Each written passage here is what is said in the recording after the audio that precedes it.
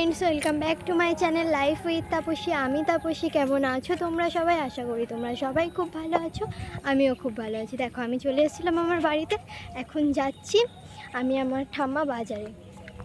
আমি আমার ঠাম্মাকে বলছিলাম, ঠাম্মা তুমি আমার ক্যামেরায় আসো, আমরা একটু ভিডিও করি। ঠাম্মা বুঝতে পারিনি যে ভিডিও কী। ঠাম্মা ভাবছিল যে ফটো তুলছি। ঠাম্মা বলছে, ধুর, আমি এই ভালো শাড়ি পরে নেই, তুই এই অবস্থায় আমার ফটো তুলছিস, ফটো তুলিস না। ওনারা এখনও ভিডিও মানে বোঝে না। খুবই সহজ সরল একটা মানুষ আমার ঠাম্মা। আর এই দেখো, আমরা এই কথা বলতে বলতে পৌঁছে গেছিলাম বাজারের দিকে। প্রথমে না, আমাদের বাজারে ঢুকতে প্রথমেই আগে পড়ে ফল বাজার, তারপর সবজি বাজার ও তারপর মাছ বাজার। এই যে আমরা প্রথমেই ফল বাজার ডিঙিয়ে তারপর মাছ বাজারের দিকে ঢুকছে। আর জানো তো, আমার ঠাম্মাকে না এই বাজারের প্রায় সবাই চেনে। বলতে পারো আমার ঠাম্মা দাদু মানে এই বাজারের রেগুলার কাস্টমার। দোকানের প্রায় দোকানদার ওনাদেরকে খুব ভালোভাবেই চেনে।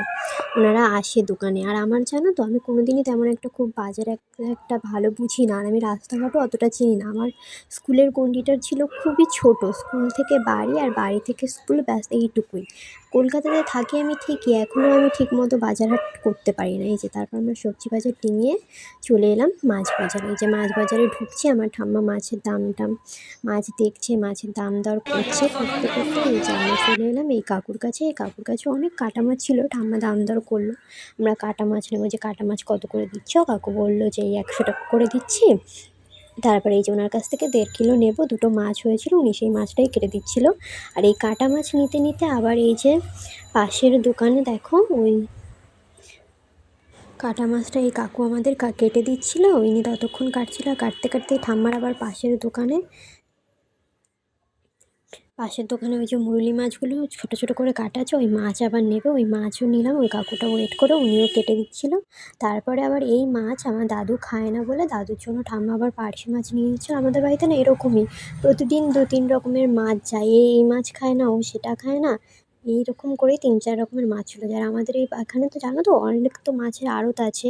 আর প্রায় সময় আমাদের বাজারে প্রচুর মাছ থাকে, প্রচুর। আর এখানে মাছের দাম অনেকটাই কম হয়। তারপরে আবার এই আমি আর ঠাম্মা এলাম আবার চিংড়ি নিতে। এই যে এক ব্যাগ মাছ বাজার করে আমরা এবার আস্তে আস্তে বাজার থেকে বেরোচ্ছিলাম।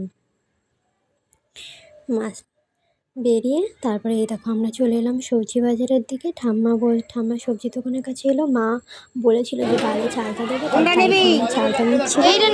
চালটা নিয়ে তারপর ঠাম্মা আমায় বললো যে বাড়িতে তো আলু কম আছে, আলু নিতে হবে, চল আলু দোকানের কাছে যাই। তারপরে এই আলু দোকানের কাছে এলাম। ঠাম্মা বললো তুই আলু ভাজ, 2 কিলো নে।